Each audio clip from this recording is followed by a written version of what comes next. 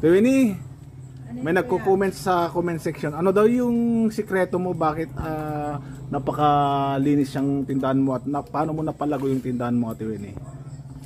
dapat lagi mong nililinisan yan. O bakit yung iba natatakot silang magpautang? Depende naman siguro yung kung ano yung pinapautangan mo, magaling magbayad o hindi. Meron din kasi talagang mga makunat magbayad, mahirap maningil. Hindi ka ba inaaway kapag nangungutang ka, Ate Winnie? Ako nangungutang o nagpapautang. O sila nagpapautang o Sinisingil nagpapautang. ko. O ang gulo mo eh.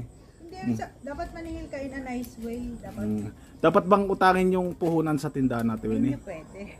Bakit Kaya naman? punan yun eh. Dapat tinatabi mo yun. Para Hindi yung yung mag-i-start, tama bang mamuhunan ka sa utang? Yung uutangin mo yung puhunan mo sa Hindi rin tindahan. siguro kung may babalik mo agad. Malaki ba yung kitaan sa tindahan, Ate Winnie? Naku. Ano masasabi mo? Stretch ba? 100%, 90% stress, 10% ewan ko na lang. Mahirap ipaliwanag.